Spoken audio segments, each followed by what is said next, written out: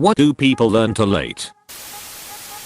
To protect their ears. You don't want to live with tinnitus for the rest of your life because you were exposed to a loud noise once. Learned this one too late. I can ignore it most of the time, but some nights. Setting and respecting boundaries. How to give a genuine apology and other such communication 101 skills. Take care of your teeth. That salary amount is not the entirety of an equation when deciding where to work. You have to take into account the cost of living, commute times, the safety of the nearby area, and the convenience of living in the area. Studies have shown that taking a 20-minute longer commute is as bad for your job satisfaction as a 19% pay cut. On top of that, wealth equals money in, money out. If a new job pays 20k more, but if rent/property prices are 30k more per year, you are taking a pay cut. On top of that, you have to consider your future. Do you have to move to an undesirable location to work there? Crammed in a little apartment where the nearest services are an hour away? What about air quality? What about noise levels? Is this a place where you want to start a family and raise kids? All of those play a factor in determining the desirability of a job. I'm a firm believer that my job doesn't exist outside this city is a bullshit myth. Even if you're a super specialized rocket scientist with a PhD in orbital dynamics, NASA is not the only organization with a job opening for you. The importance of writing skills for formal contexts. Writing is an important skill in nearly any field, and the more a career advances, the more important it becomes. The lack of adequate writing skill often holds back a career. Yet many people squander their opportunities to learn writing because they think their class assignments are empty busy work, and they figure their skills in spoken English and informal text messages will carry over when they need to write for work. How dangerous driving a car can be. This is very true. I survived 2 car accidents without any scratch in 3 months. Drive safe, and remember, just because you have priority way, it doesn't mean that they will give it to you. Pay attention.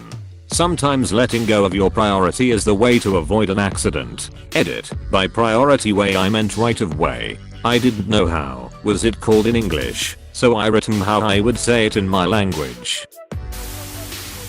That the cliche you never know when it's the last time you'll see to someone should absolutely be remembered for every occasion.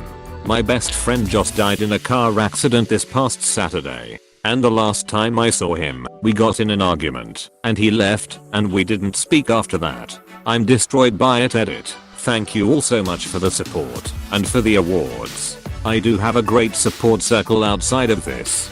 But all these replies and condolences really shows the empathy complete strangers can have. What not to share on the internet. How to manage their finances. Lesson #1. $1,000 is not a lot to have, but it's a lot to owe. That you might be wrong sometimes. Some never learn. Edit. Change they to you. That happiness usually comes from a diverse range of interests, hobbies, and commitments. You are not your job. Your romantic partner cannot be your everything, etc. It's so easy to get sucked into a life where your career is everything, or where you wrap your entire identity around your partner. There is nothing wrong with celebrating your loved ones and being close, and there is nothing wrong with caring about your job. You just need more to thrive. I see this so often in relationships. 2 people meet and fall in love. They each inspire one another based on their interests and achievements. It's part of what makes them fall in love. But slowly, over time, they let those hobbies go. Stress gets in the way, bills pile up, and then one day they find themselves wondering why they ever loved this person in the first place. Instead of being sexy and interesting, they are just part of a routine. TLDR. Diversify your interests and activities to be happy. Don't rely on a single person, hobby, or commitment to give you everything you need. Sitting on your ass all day is not good for your health at all. Rolls over onto stomach instead. That mental and emotional abuse are a real thing. Red flags. That no is a complete sentence. Don't get in the habit of auto-launching explanations and defenses. Oftentimes, the people listening will ignore all that anyway and just hear, but here's an opportunity to dissuade me. Look how hard I'm working to get your approval, to say no to you. The value of a good/unconditional friend. That some things can never be undone. The actions you take and the words you speak will come back around sooner or later.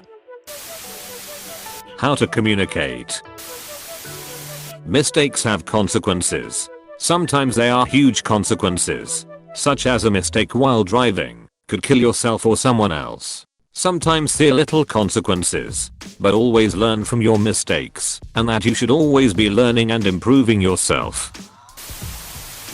That it's never too late to learn. That most people will just help you, how and if they can, if you are honest with them. It seems like so many people feel the need to conceal what they actually want from you and try to get it by presenting a half-truth or what they think you want to hear instead of just being straightforward. To appreciate their youth. That they are terrible at parenting. Don't worry if you aren't living an exciting or extravagant life. It's okay to live simply and quietly. It doesn't mean that you're wasting your life. Saying I love you or wanting to reach out to your family, friends, and loved ones, but crippling anxiety stops you. You never know when it may be too late to say these things. So be in the moment and live/love in the present authentically. Don't ever think it's okay to talk to yourself in a manner you won't let another human being talk to you. The biggest abuser I ever had in my life was my constant companion, the thoughts in my head. We often take care to choose our words when correcting a child or friend. But if anyone had talked to me the way I talked to me for 30 straight ducking years, I would have murdered them. And probably got away with it too. Be nice to yourself. You're the only you have. Interest rates, credit cards, credit score, money saving techniques. 401k. In other words, anything that keeps you from being trapped by poor money management. A cat on his back inviting a chesty rub is a trap. How slippery a slope addiction is. How quickly trying something at a party turns into being hooked. Learning when to say no. Learning how to apologize when it's your fault. And how to not apologize when it's not your fault. That it's possible to do everything ducking right and still lose. Just life in it. Edit. I didn't know that was from Star Trek. I just know it from a comment on Reddit 6 months ago, and shit is true. Social media can consume your life. It's not all real. And not everyone posting pictures is having a great time. And not every I love you so much we should catch up is genuine. Edit. Alright, I had no idea this would blow up, but I have to add some stuff to clarify. I wrote this because of the impact social media has had on my family.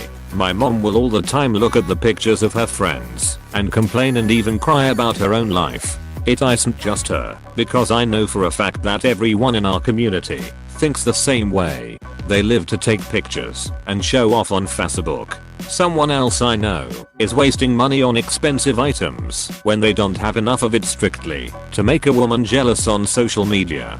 For some people saying that it's not wrong to comment, you are right. There's nothing wrong with positivity under the pictures of girls. It's not okay when it's entirely fake, and if you don't know that someone can comment something nice and still hate your guts, you've gotta be new on earth. I have had so many rage-inducing people around me who are obsessed with social media and are letting it ruin their lives that I can't stand it. Except Reddit. That cutting toward yourself is a bad idea. That cutting yourself is a bad idea. How to not give a duck about how others see you. Seems simple enough for me now in my 20s. But back in high school there were many ducks given about how others saw me. Ironically, those people that didn't care how others saw them were often the more respected ones. Edit. Sorry, I should clarify. It's more about how to not give too many ducks. Not none at all. This is more about when you worry too much about what you're wearing. only saying what's cool, only being seen with the cool people, only listening to the music that will make you seem cool. If, for example, you are 16 and already onto your 8th boyfriend and all your friends are telling you to focus on other things besides boys, then you definitely should give a duck about what they think. Not everyone is going to like you, no matter how hard you try. The importance of education. As a kid you'll always hear generic statements like, this will help your career, but nothing specific enough to be useful. That hating people who are different makes you nothing but unhappy. Pulling out is not an effective method for birth control. Save your goddamn money. Edit. Nearly 70% of Americans have less than $1,000 stashed away, according to Goblin King Rate's 2019 savings survey. That's goddamn wrong. How short life is. That being mean to people will get you nowhere. Many college degrees have no job market. Trade school is a financially solid option out of high school. That COVID-19 is real. Hey, thanks for watching, and don't forget to subscribe.